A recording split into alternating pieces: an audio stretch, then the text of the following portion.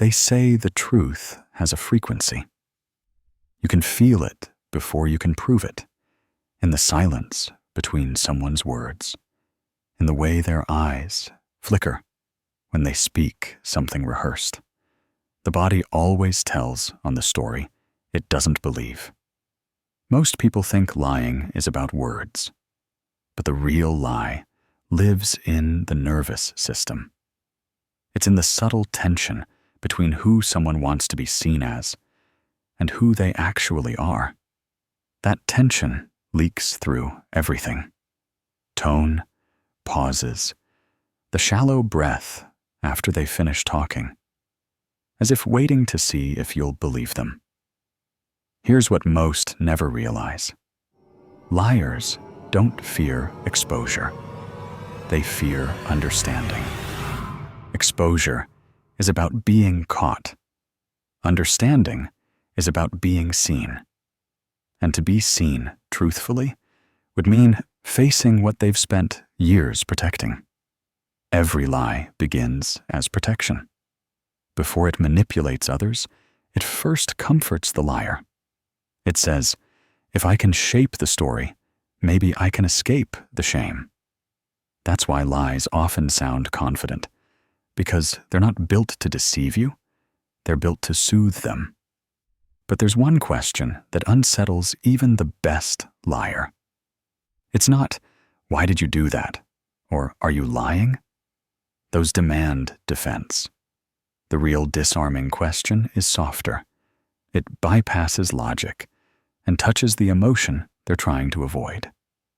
It's the moment you ask, what did that mean to you? Liars can't answer that, because a lie has no emotional memory. It has structure, not depth. It's like trying to describe the taste of water you never drank. If you ask a truthful person what something meant to them, they slow down. Their eyes shift inward. They search for language that fits the feeling. Because truth is always felt before it's spoken. A liar, on the other hand, stays outward, focused on your reaction, your belief, your gaze. They answer the question of performance, not the question of meaning. You can see it in real time, the way their face holds too still, the way their tone stays on one emotional note, the way their answer sounds like a summary, not a memory. Truth meanders. Lies rehearse. People lie for many reasons, but almost always it's to preserve an identity that feels threatened. A child learns early. Honesty can be punished. Vulnerability can be used against you. So the lie becomes a survival tool, a small shelter in a storm of judgment. They grow up and forget why they built it. But the shelter stays. They still use deception to stay safe, even when no one's attacking. If this feels familiar, stay with me. Because everyone, at some point, has hidden behind a version of themselves they thought was safer to love. The psychology of lying isn't about manipulation. It's about fear of rejection. Each falsehood is an attempt to control how someone sees us. And that's the tragedy of lying. In trying to preserve connection, we destroy it. Watch closely. When someone lies, they start managing your perception instead of sharing their reality. They move from being to appearing, and appearance is exhausting. That's why lies eventually crack, not because someone exposes them, but because the person living them grows tired of performing a self they can't sustain. There's a moment before every lie, a split second of hesitation where the truth tries to surface. If you pay attention, you'll see it. It's in the blink that lasts too long, the voice that drops half a tone lower. It's not guilt, it's grief. Because in that moment, they lose a little more of who they are. We think lies protect relationships, but really, they only protect illusions. Every time someone lies to keep love, they teach themselves that love only exists for the false version of them. And deep down, that's unbearable. That's why the question, "What did that mean to you?" is so powerful. It calls the real self to the surface. It demands not a story, but a connection. It doesn't corner or accuse, it invites truth to breathe. But to ask that question sincerely, you must be prepared for silence. Because sometimes the person doesn't know anymore. They've lived behind the mask so long that they've forgotten how to speak from the face beneath it. You'll see confusion, not calculation, because the truth is trying to remember itself. And when that happens, something shifts. The lie stops being a performance and becomes a confession waiting for safety. That's when you realize, not everyone who lies is deceitful. Some are just afraid to be honest in a world that punished honesty. In those moments, your calmness becomes the mirror. And the mirror doesn't accuse. It reflects. It shows them the distance between who they pretend to be and who they actually are. Sometimes, that's all it takes for the pretending to fall apart. But what happens when you are the liar?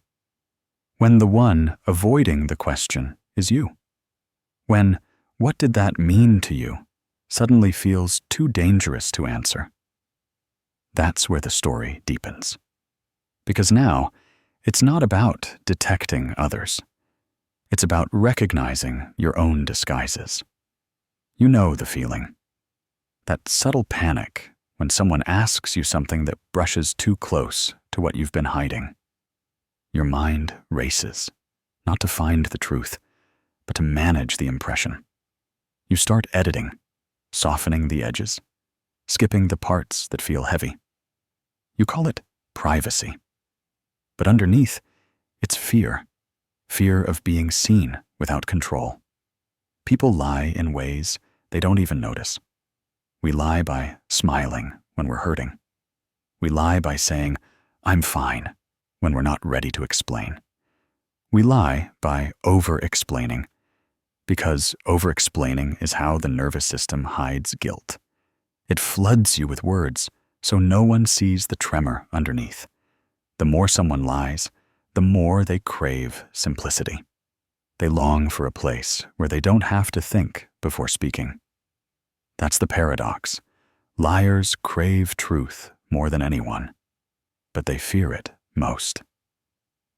There's a moment in every liar's life when the mask starts to suffocate, when the stories stop protecting and start isolating. Because no matter how convincing the lie, it can't give you what truth gives: peace. Lies might buy acceptance, but never belonging. You can feel this in your own body. When you speak truth, your breath deepens. Your muscles loosen. You no longer calculate how you're perceived. You simply are. Truth feels like exhale.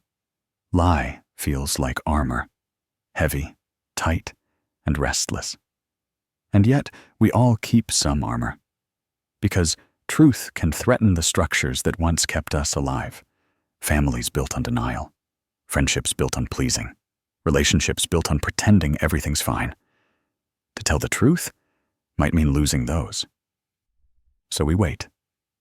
We lie until the cost of lying exceeds the comfort of keeping peace. Here's something few talk about. Liars don't just lie to others. They lie with others. Deception requires cooperation. We agree to believe what's easier. We nod when something feels off because confronting it feels like risking the bond. But every time we protect someone's illusion, we silently agree to be part of it. The hardest lies to see are the ones you want to believe. Because your need for connection blurs your intuition. You don't notice the inconsistencies because you're searching for reassurance. not truth. That's why betrayal hurts so deeply. Not because someone lied, but because you realize you helped them lie to you. Every liar has a wound, and every believer has a longing. One hides to be safe, the other believes to feel secure. Together, they create a dance, deception and denial moving in rhythm. It's a dance we all join at some point, until something inside says, enough. That enough moment often arrives through stillness, not confrontation, not anger, just the quiet awareness that pretending costs too much energy. That's when the truth doesn't need to be proven. It simply stops being avoided. You might think truth requires courage, but what it really requires is fatigue, the kind of exhaustion that says, I can't keep carrying this anymore. That's the moment people start telling the truth, not because they want to be noble, but because they finally want to rest. Still, rest isn't instant. When you start telling the truth again, you'll feel exposed. Naked, almost. Because the parts of you that were hidden now breathe open air. You might even feel wrong for being real. That's how deep the conditioning runs. It's here where the question, what did that mean to you, turns inward. Not as interrogation, but as invitation. What did that lie mean to you? What were you trying to protect? What story did you need others to believe so you could keep surviving? You'll realize the lie was never random. It was always guarding a pain. Maybe it was the fear of being abandoned if you spoke your truth. Maybe it was the memory of a time you were punished for honesty. Maybe it was shame, so old you didn't even know it still lived in you. When you see that, compassion enters. And compassion is what frees you. Not exposure, not confession, but understanding. Because to understand why you lied is to meet the part of you that was just trying to stay safe. That's the beginning of healing. Not punishing the liar in you, but listening to them. But what happens when the truth finally surfaces? When the mask breaks and there's nothing left to protect? That's where the story turns again. When truth returns, it doesn't arrive clean. It comes trembling, messy, unsure if it's welcome. Because truth doesn't demand to be believed. It just wants to be felt. People often think the opposite of lying is honesty. But it's not. The opposite of lying is safety. When people feel safe, they naturally tell the truth.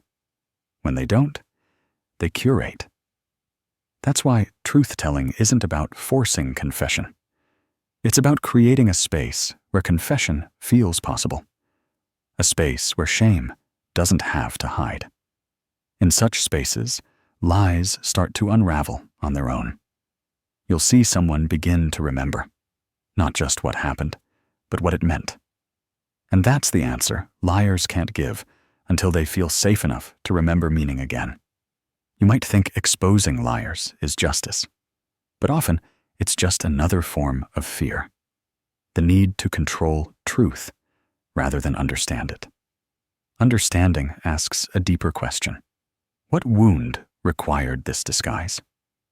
When you approach deception with curiosity instead of contempt, you change the dynamic completely. You stop trying to win the truth and start trying to hear it. That's when even liars begin to soften, because they sense you're not hunting their guilt, you're inviting their humanity. And when someone feels seen like that, something miraculous happens. They start telling the truth, not to escape consequence, but to come home to themselves. The question, what did that mean to you, becomes a bridge. Across it walks every hidden part of a person, every version they buried under survival. And for the first time, they realize The truth was never the enemy. It was just waiting for safety to return. Look around, and you'll notice truth has its own gravity. It pulls everything toward alignment. Lies resist it, but eventually tire. And when the lie collapses, it doesn't destroy the person. It frees them from the weight of pretending. There's no satisfaction in proving someone false, only quiet understanding that deception was just an unhealed language for pain. And maybe that's the real psychology trick, not to catch the liar, but to understand the lie. Because once you understand it, it loses its power. It no longer manipulates. It reveals. It shows you where someone's fear begins. So next time someone's words don't match their eyes, don't rush to call them out. Just pause. Ask softly, what did that mean to you? And watch what happens in the silence that follows. You'll see the truth trying to find its way back to the surface. Maybe you'll recognize yourself in them, the part that also once lied just to be loved. Maybe you'll feel compassion instead of judgment. Maybe you'll realize that every lie ever told was simply a story about someone wanting to be accepted, but not knowing how. And maybe, just maybe, you'll start to live in a way that no longer needs to lie, because you'll have learned the rarest truth of all. You don't have to be perfect to be believed. You just have to be real. And that's a kind of honesty no question can trick, no performance can fake, no lie can survive. The question liars can't answer isn't a trick at all. It's an invitation to remember meaning, to return to truth, to finally rest. And as you listen to this now, you might wonder, what truths in your own life are still waiting to feel safe enough to speak? Sometimes the truth doesn't come back as words. It returns as quiet clarity. You wake up one morning, and the story you've been telling no longer fits. It doesn't feel wrong, just heavy, like wearing clothes that used to protect you from the cold, but now only remind you of winter. That's how truth begins its return, not as drama, but as fatigue. You stop wanting to defend yourself. You stop needing to be right. You just want stillness, the kind that doesn't demand a version of you to maintain it. The world teaches us to see lies as moral failures, but most lies are emotional misunderstandings. They come from confusion about what safety means. For some, safety meant invisibility. For others, safety meant pretending to have it all together. So when you meet a liar, you're not meeting evil. You're meeting someone still trying to protect the child who once had no power. You can hear that child in the tone of every practiced excuse. You can feel them behind every exaggerated story. They're not trying to fool you. They're trying to stay alive in a world that once punished their truth.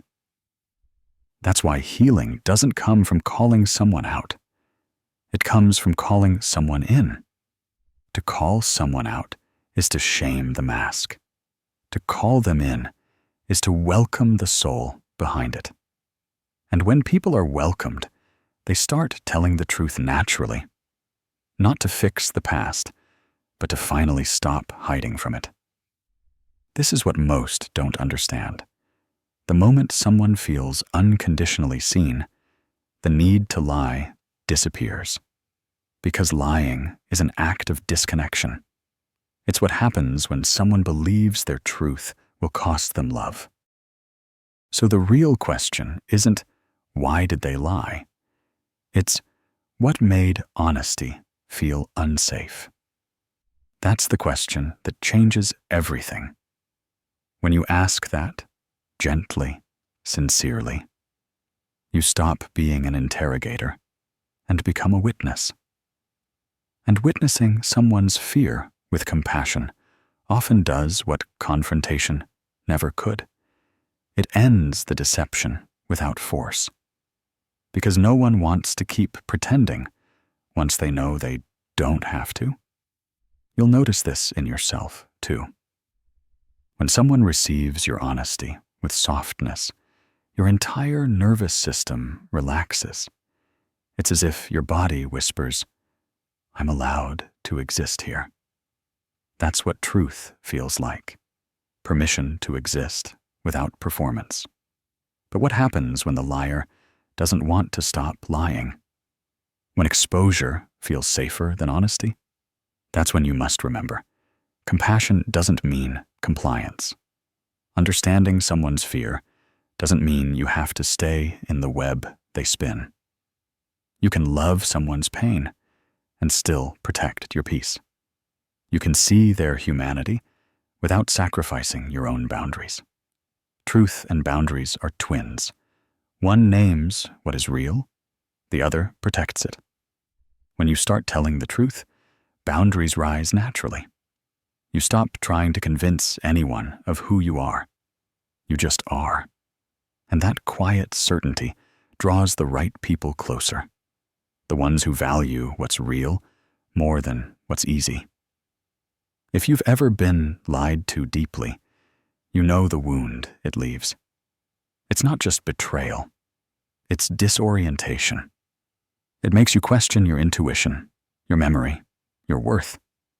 You start wondering if your sensitivity was the problem. But it wasn't. The liar didn't target your weakness. They targeted your hope. Because hope is what keeps people believing long after evidence says otherwise. Healing from being lied to isn't about becoming harder. It's about becoming clearer. You don't need to stop trusting. You need to start noticing.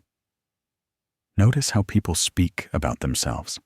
Notice whether their emotions match their words. Notice how you feel after spending time with them. Heavier, lighter, or numb. Because your body always knows when something's real. You've just been taught to doubt it.